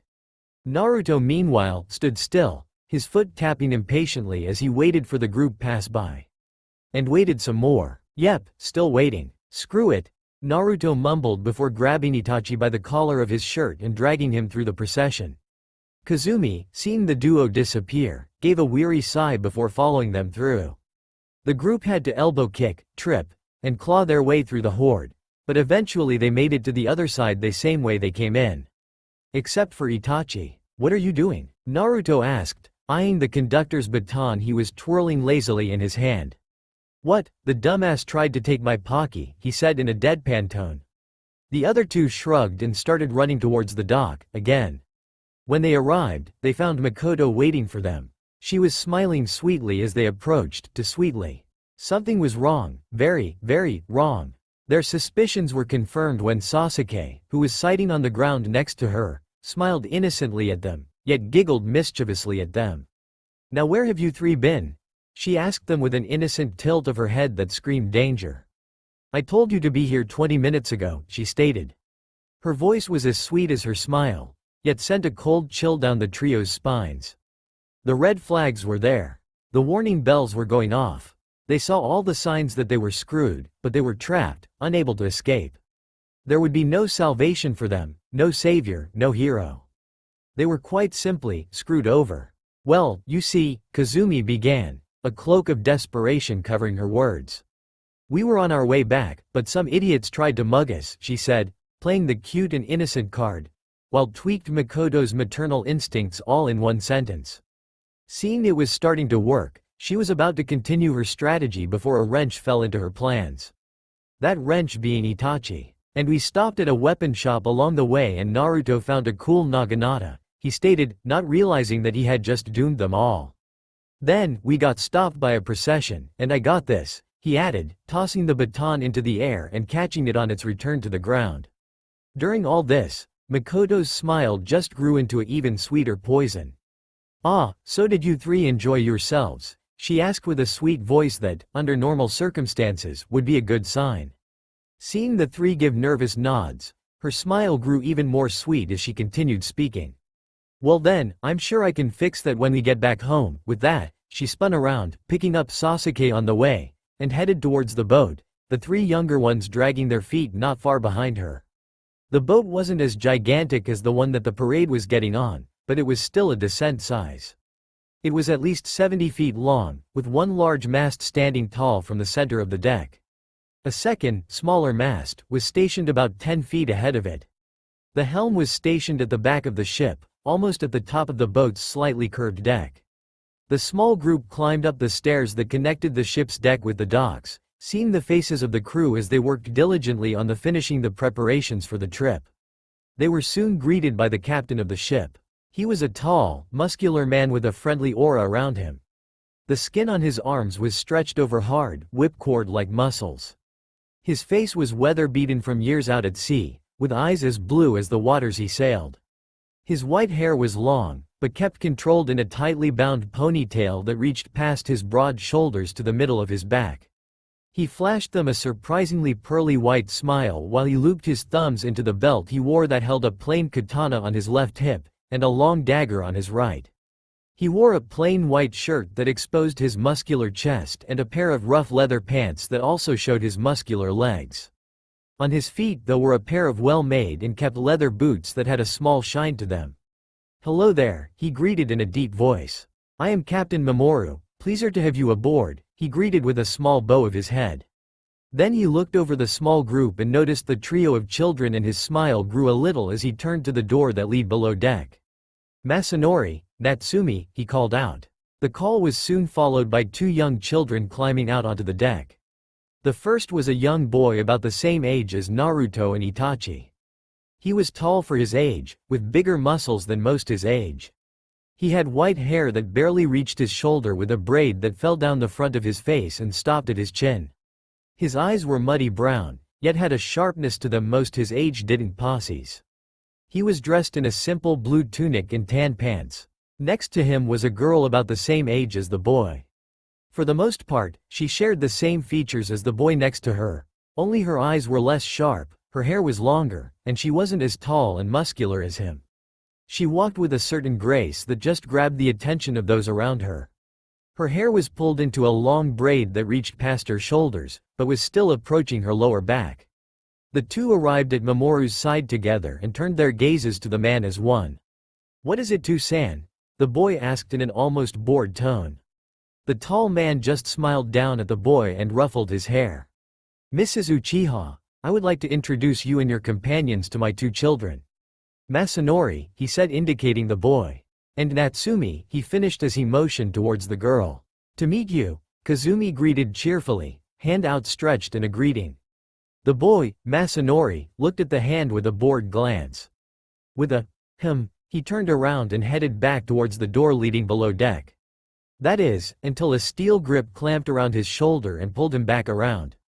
"Show some hospitality, you brat," Mamoru yelled as he clopped the boy in the head. "Sorry about that," he said apologetically to Makoto. "He's a good kid, even if he is a bit of a brat." "Oh, don't worry yourself about it, Captain," she replied good-naturally. "This here is Sasuke," she said, lifting the child in her arms up. "And down here are Itachi, Kazumi, and Naruto," she introduced in turn. "Nice to meet you," Kazumi greeted as she shook Natsumi's hand. Itachi merely raised his hand and gave a lazy, "yo," in greeting. Meanwhile, Naruto and Masanori were standing across from each other, sizing the other up. Almost as when the two boys turned from each other and walked off, Masanori to the cabin, Naruto to the prow. The other six watched them separate with different thoughts running through their heads. Kazumi inwardly sighed, missing the old, cheerful Naruto. Itachi also sighed, missing his best friend. Sasuke was confused about what just happened. Makoto Zero outwardly sighed and turned towards Mamoru. "Sorry about him, Captain, he's usually better than this." "No, I should be apologizing," he said, waving his hands in front of him. "Masanori isn't exactly good with people and is easily set off," he explained hastily. "Naruto's been the same way since he lost his arm," Makoto explained as she turned back to where Naruto was leaning over the rail, watching the waves break off the hull of the ship. She gave a silent prayer that this operation also helped him mentally. "Okay everyone," Mamoru yelled to the crew. "It's time to head out. That's all for now. If you enjoy, then please like, share and do comments.